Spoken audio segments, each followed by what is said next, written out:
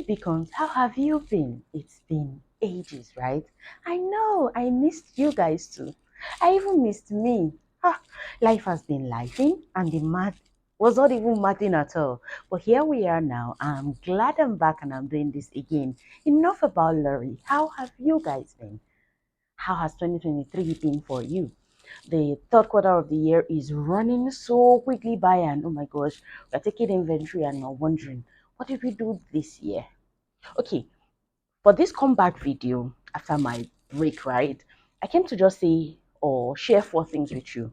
I made a note, so if you see me looking down, I'm just looking down at my notes so I won't forget or lose trajectory or direction, okay? Number one, yeah, we've caught up already. Oh, wow. Please let me know how you've been, okay? Your challenges, your wins, your victories. How has the year been for you? The second one is to take inventory. Like, have you taken stock of the year? What have you been doing? How was January, February, March, April, May, all through till September been for you? What have you been doing with your goals? Did you set any? Have you been killing them? Have you been slow? Have there been any pause? Did you lose steam at any point? What has it really been for you as a person and then as a parent? Let me know. What has your challenge? What has been the most difficult thing for you to do this year? Number two is to admonish you. Now the year may be going like crawling to its end. We are now in what we call the Ember month here in Nigeria, and a lot of people get like they go into a frenzy trying to catch up on a lot. Trying some people swing full mode into depression. I've not done so well. I've not achieved half of what I set out to do. Let me admonish you. Hey, calm down. There's still time, if not to achieve everything, but to start so that you set the pace for the coming year. To make this sit, there is this quote from Nelson Mandela. I'm just going to read to you because when I happened upon that quote, I like it got to me. It made me stop in my tracks and like, oh my gosh, it was a moment of reckoning for me. I think it will be for you too. I hope it will be for you too. Just listen, okay?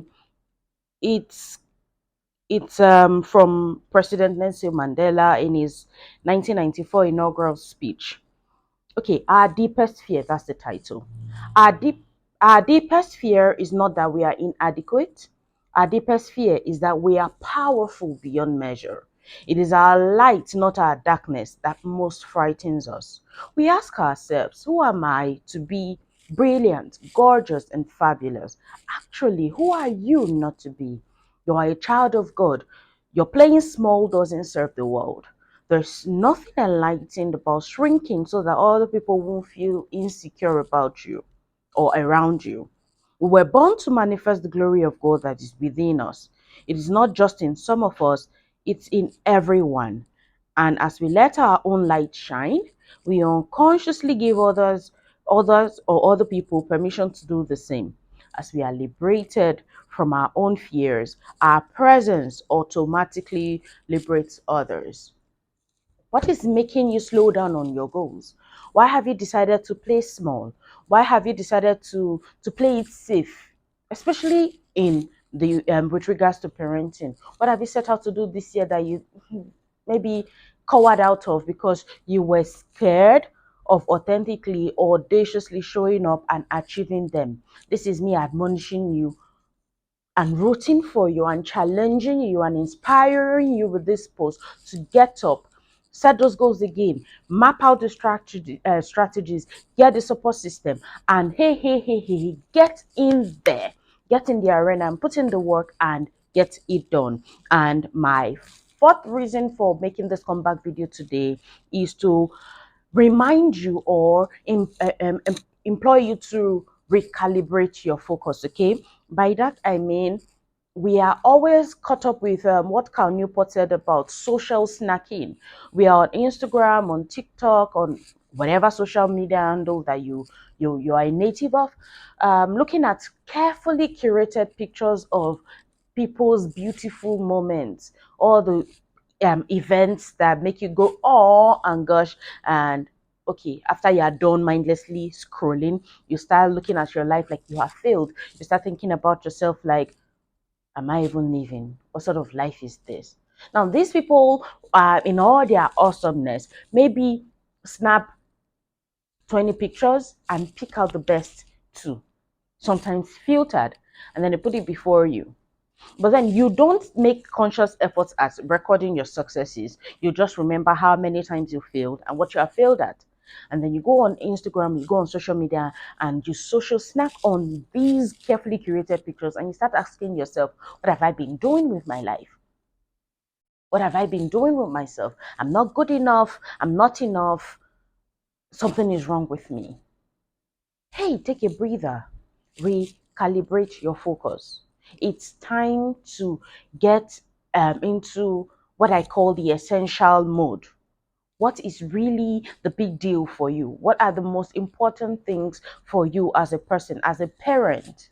If you are focused on that purpose, if you are focused on those things, you barely will have time to look at what other people are doing.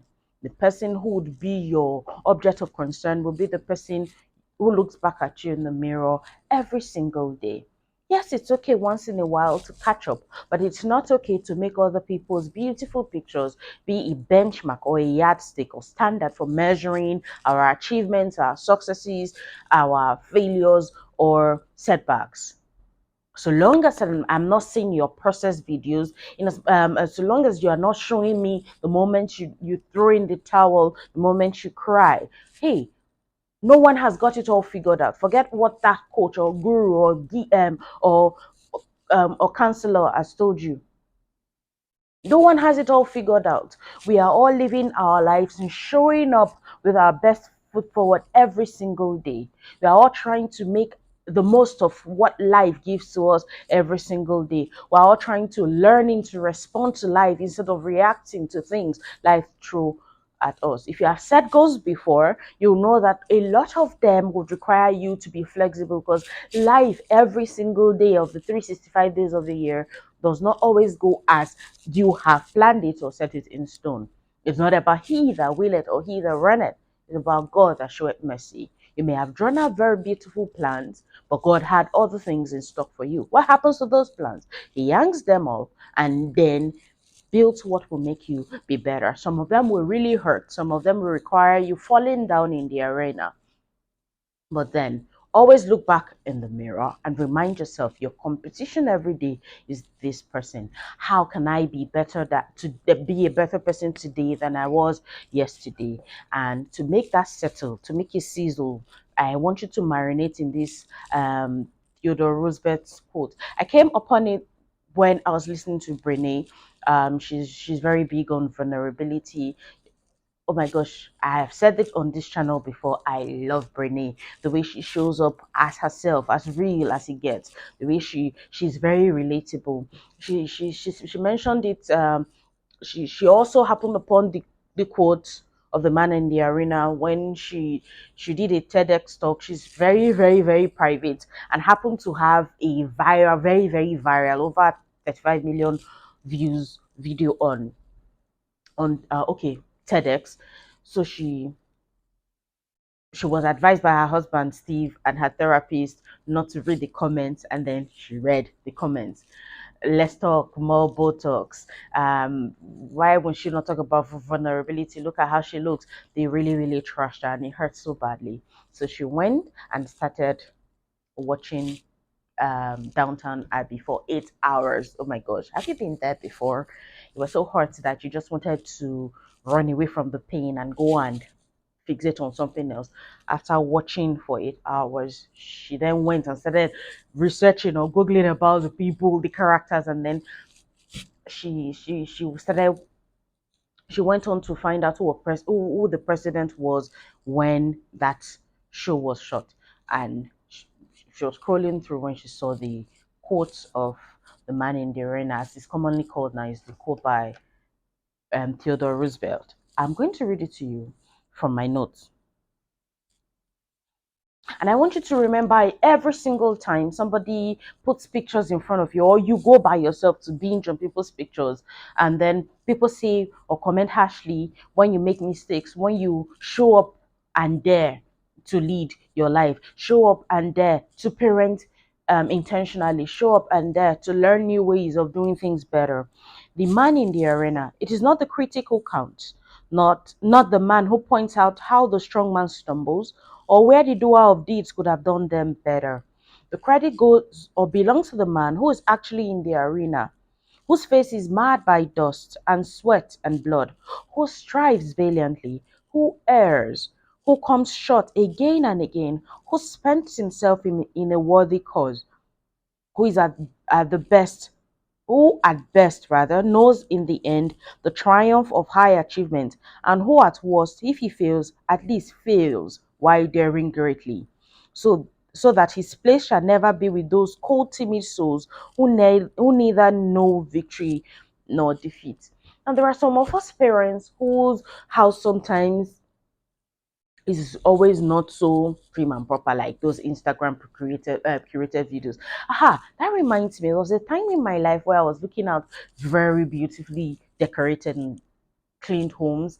And I was always feeling bad. I'll come and my children have made a mess here and there. It was as if the more I cleaned, the more they made it their life's work to mess up everywhere. Okay, so what's going on? Why is this woman's house so beautiful? Does she even have kids? She has four. How? How is she doing it? It was pissing me off greatly. So I had to go down, and keep searching. I'm like, okay, what are the age ranges of of our children? Where is she at her journey? And then one day, one of such content creator put up a video of her house with her children playing with toys all over the place, with food crumbs and messes here and there. And I'm like, oh my gosh, Laurie, look at this. It made me pause for a moment. And then in the caption, she said, this is how my house is most of the time when I'm not cleaning and shooting for content. The house is meant to be lived in, it is not a museum. That took the burden off my shoulders a lot. Like I cut myself some slack. And when they were making a mess, I allowed them because at the end of the day, very soon in the not so distant future, these children will grow up, right? And I'll come to my sitting room or walk to the kitchen, and what I would remember is the noise from their play, is the laughter that came from all the mess they were making, and the beautiful memories we created while they were at it.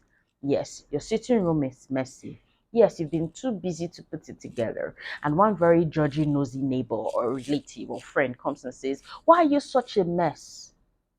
Remember, it is not the critic who counts or the one who takes account of where the strong man fell. It is the person who is putting in the work to take advice, take notes, take cues from people who are actually showing up and putting in the work. Not people feeling cheap seats like Brene calls them, not the haters, not the critics who do not even know what it means to even carry a child for 9 months, let alone birth it, let alone spend sleepless nights, let alone have to juggle. Oh my gosh, some of us are wives and moms and fathers and lawyers and doctors and plumbers and every janitors, everything, wearing multiple hats at the same time while we're trying to balance our mental health, while trying to understand the little humans God put in our care.